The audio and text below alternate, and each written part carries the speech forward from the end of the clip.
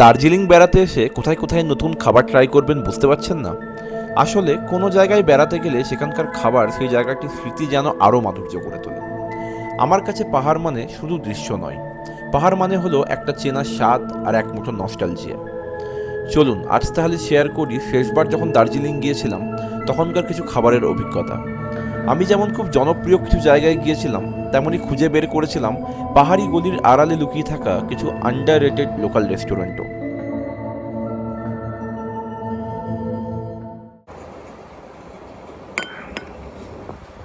তো আজকে সুজামস ক্যাফেতে আমাদের দ্বিতীয় দিন, এবং আজ সেরকম মেঘ নেই বলতে বৃষ্টি পড়ার মতো মেঘ নেই, কিন্তু হ্যাঁ মনসুনে পাহাড়ে যেরকম মেঘ দেখা যায় সেরকম অবশ্যই আছে। এবং কালকে সারাদিন বৃষ্টি পড়াতে কোথাও যেতে পারিনি। তো আজকে বৃষ্টি পড়ছে না যেহেতু, তাই বেরোচ্ছি এবং ম্যাল রোডের দিকে যাবো এবং এখানকার কিছু লোকাল কুইজিনস ট্রাই করবো। আজকের আমাদের প্রথম গন্তব্য হলো চপস্টিক্স। এই রেস্টুরেন্টটি দার্জিলিংয়ের চকবাজার ট্যাক্সি স্ট্যান্ডের ঠিক উল্টো দিকে অবস্থিত। চপস্টিক্স দার্জিলিংয়ের অন্যতম পুরনো এবং জনপ্রিয় খাবারের জায়গা, যা 1958 সাল থেকে তাদের ঐতিহ্য বজায় রেখে চলেছে। এটি মূলত স্থানীয় মানুষ এবং পর্যটকদের কাছে একটি হিডেন জেম বলেই পরিচিত, যেখানে পুরনো দিনের আমেজ এবং পাহাড়ি আতিথেয়তা একসাথেই পাওয়া যায়। রেস্টুরেন্টের ভেতরে সাজসজ্জা এবং পরিবেশ আপনাকে এক নস্টালজিক অভিজ্ঞতায় নিয়ে যাবে।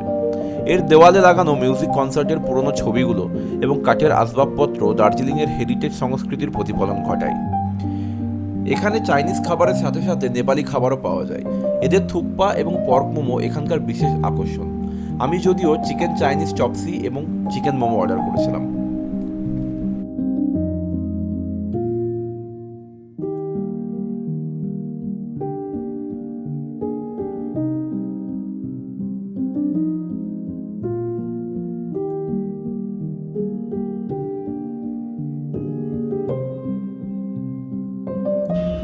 এখন আমি খাচ্ছি চিকেন চাইনিজ চপসি। এটি দুটি ভেরিয়েন্ট হয়, একটি আমেরিকান চপসে হয়, একটা চাইনিজ হয়। অ্যাকচুয়ালি চপসুয়ে বা চপসি যা বলা যায় আর কি। তো আমার মনে হয় আমাদের মাঝে মাঝে এই দার্জিলিংয়ের পপুলার রেস্টুরেন্টগুলোতে খাবার ট্রাই না করে এ ধরনের অথেন্টিক কিছু জায়গায় ট্রাই করা উচিত। এটি অনেক পুরনো একটি রেস্টুরেন্ট এবং এদের খাবারের টেস্ট জাস্ট অমায়িক।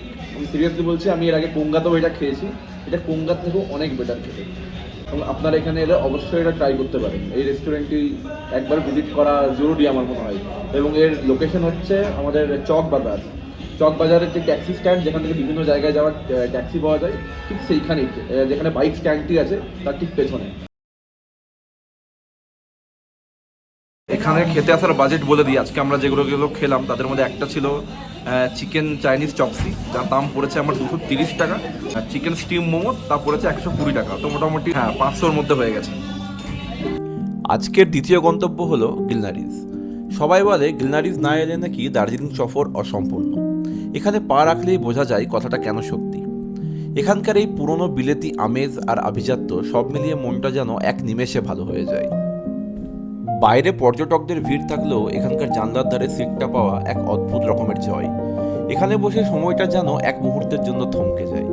গিলনারি শুধু একটা রেস্টুরেন্ট নয়, এটা দার্জিলিংয়ের একটা ইমোশন, যা বারবার এখানে ফিরে আসার জন্য এক অদৃশ্য টানে আমাদের বেঁধে রাখে। তো এখন আমরা এসেছি দার্জিলিংয়ের বিখ্যাত গিলনারিজে, এবং আমরা অর্ডার করেছি এখানকার গিলনারি স্পেশাল যে ব্রেকফাস্ট প্ল্যাটার। যদিও এখন দুপুর 2টো বাজে, কিন্তু আমি এখন ব্রেকফাস্ট প্ল্যাটারই অর্ডার করছি, কারণ চিকেন সসেজ আমার খুব ফেভারিট। তো চিকেনের বিভিন্ন রকমের আইটেমস থাকবে তাতে। তো এখন আমরা ব্রেকফাস্ট খেতে চলেছি দুপুর 2:30টার সময়।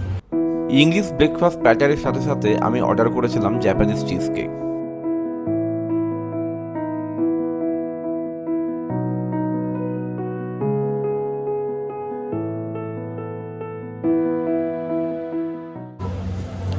চিজ কেকটা কেমন? জাপানিজ চিজ কেক কি এমন ডিফারেন্ট আমাদের ওখানে যে চিজ কেকগুলো পাওয়া যায়? তিনটা আইটেম খেলাম। একটা হচ্ছে ইংলিশ ব্রেকফাস্টের প্ল্যাটার, একটা চিজ কেক, আর এটা চিজ সামথিং নাম, আমার এই মোমেন্টে নামটা মনে নেই, পরে দেখে বলছি। তো এদের মধ্যে চিজ কেকটা তো ভালো খেতেই, এটা এখন আমি খাইনি, খাবো। আই হোপ এটাও ভালো খেতে হবে। ইংলিশ ব্রেকফাস্টের প্ল্যাটারে আমি এটা বলবো যে আমার সসেসগুলো ভালো লেগেছে, মাশরুম ছিল ভালো লেগেছে, টোস্ট ভালো লেগেছে। ওর বাইরে বেকন টেকনগুলো নর্মাল ছিল খেতে। তো আপনারা চাইলে ব্রেকফাস্টের প্ল্যাটারও খেতে পারেন, যার দাম হচ্ছে 450 টাকা। আর যদি সেটা না খেতে চান, বাজেট যদি কম থাকে, তাহলে আমি বলবো যে যারা চিকেন সসেজেস পছন্দ করেন, তো চিকেন সসেজেসের আলাদা মেনু আছে, যেগুলো 200-220 এরকম দাম, এবং সেখানে মোটামুটি অনেকগুলো পিসই থাকে, প্রায় 12-14 পিস মতো থাকে। তো আপনারা ওটা খেতে পারেন। ওটা আমি এর আগের বার ট্রাই করেছিলাম, খুবই ভালো ছিল। সসেজ এবারও অথেন্টিক ছিল, মানে আমি গ্রিনারাইজের মতো সসেজ আমি অন্য কোথাও খাইনি, এর টেস্ট পুরোপুরি আলাদা। তো অবশ্যই ট্রাই করতে পারেন। আর বেকারির আইটেম তো আপনার যা চয়েস সেই অনুযায়ী, বাইরে প্রচুর বেকারির আইটেম আছে, নিজেদের মতো করে খেতে পারেন। তো এত ভুড়ি ভোজ করেছি যে আমাদের আর কোথাও কিছু খাওয়ার অবস্থা নেই। তো এখন হাঁটতে হাঁটতে মহাকাল টেম্পলের পেছনে একটা বসার জায়গা আছে, ওখানে চললাম। যতক্ষণ না পেট খালি হচ্ছে ততক্ষণ আর অন্য কোথাও হিলছি না।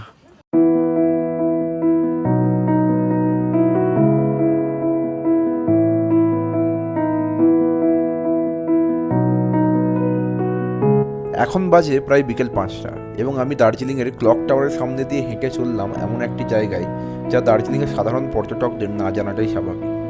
ক্লক টাওয়ার পেরিয়ে ঠিক এই গলি দিয়ে আপনাকে বাঁ দিকে উঠে যেতে হবে ওপরের দিকে। রাস্তাটা বেশ কিছুটা ঢালু এবং ওপরের দিকে 2-3 মিনিট হাঁটলেই আমরা চলে আসবো এই তারা সার্কেলে। তারা সার্কেল হলো দার্জিলিংয়ের একটি হোস্টেল, যা বিদেশি পর্যটক ও সোলো ট্রাভেলারদের কাছে পরিচিত একটি জায়গা। তো এখন আমরা আছি দার্জিলিংয়ের তারা সার্কেল হোস্টেলে। এই তারা সার্কেল হোস্টেলটিতে আমি আগের বছর একবার এসেছিলাম এবং 2 দিন থেকেছিলাম। তো তখন এখানকার একটি কফি আমি ট্রাই করেছিলাম, এবং এদের কফি একটা স্পেশালিটি আছে, এটা এখানকারই লোকালি রোস্টেড কফি এবং খুবই অসাধারণ খেতে। তো সেই কফি খাওয়ার জন্য এখন আমি অলমোস্ট ম্যাল রোড থেকে এখানে হেঁটে এসেছি, এবং বেশি দূর না ম্যাল রোড থেকে, তবে বেশ কিছুটা খাড়া রাস্তা, পুরোটাই আফিল। তো যাদের একটু ওই পাহাড়ের উঁচুতে উঠতে অসুবিধা, তাদের হয়তো একটু আসতে অসুবিধা হতে পারে, বাট আমারও হয়েছে নো ডাউট, কারণ আমিও সমতলেই থাকি। কিন্তু হ্যাঁ, এটা ওর্থি পুরোপুরি। এই কফিটার জন্য আমি কলকাতা থেকেও এখানে আসতে পারি। তো আপনারা এখানে এলে এখানকার কফি অবশ্যই ট্রাই করতে পারেন। এটি এদের ক্যাফেটেরিয়া এরিয়া, যেটা আমি দেখালাম এখনই, এবং এর বাইরে এখানে হোস্টেলও আছে। এটা অ্যাকচুয়ালি একটা হোস্টেলের ক্যাফেটেরিয়া, যেটা বাইরের লোকেদের জন্য অ্যাক্সেসিবল।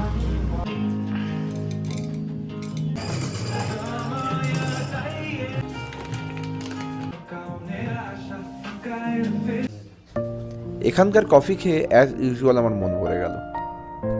এখন বেজে গেছে প্রায় সন্ধ্যে 7টা-7:30। এবার আমাদের ডিনারের পালা। দার্জিলিংয়ের চারিদিক এখন ভরে গেছে ঘন কুয়াশায়। আপনারা নিশ্চয়ই জানেন 8টার পর দার্জিলিংয়ের বেশিরভাগ দোকানপাটই বন্ধ হয়ে যায়। বলে রাখি, ক্লক টাওয়ার পেরিয়ে বাঁদিকের রাস্তা দিয়ে যখন আমরা তারা সার্কেলের দিকে যাচ্ছিলাম, তখন আর একটি সুন্দর রেস্টুরেন্ট আমরা দেখতে পেয়েছিলাম, যার নাম হলো নরিয়ান তিবেতান কিচেন। আমাদের আজকের ডিনারটা আমরা এখানেই করব। নরিয়ান তিবেতান কিচেনে পা রাখতেই এখানকার ভাইবটা আমার বেশ পছন্দ হয়ে গেল। বাইরে যখন কনকনে ঠান্ডা, তখন এখানকার আরামদায়ক উষ্ণতা যেন নিমেষেই মনটা ভালো করে দিল। এখানে বেশ কিছু জিনিস আমার খুব ভালো লেগেছে। এই রেস্টুরেন্টটি মূলত মহিলারা মিলে চালান, আর তাদের সেই ঘরোয়া আন্তরিকতা এখানকার প্রতিটি কোণায় মিশে রয়েছে। সবচেয়ে মজার বিষয় হলো, এখানে যে নুডলস পাওয়া যায় তা এনারা নিজেদের হাতেই তৈরি করেন। মেশিনের তৈরি নুডলসের চেয়ে এই হাতে তৈরি নুডলসের স্বাদ একদমই আলাদা। আর যদি স্বাদের দিক থেকে বলি, তাহলে এখানকার নুডলস এবং মোমো দুটোই আমার অত্যন্ত পছন্দ হয়েছে। আজকের এই ব্লগটি এখানেই শেষ করলাম। আমার দেখানো জায়গাগুলির মধ্যে আপনাদের কোন জায়গাটি সবথেকে ভালো লেগেছে তা কমেন্ট করে অবশ্যই জানাবেন।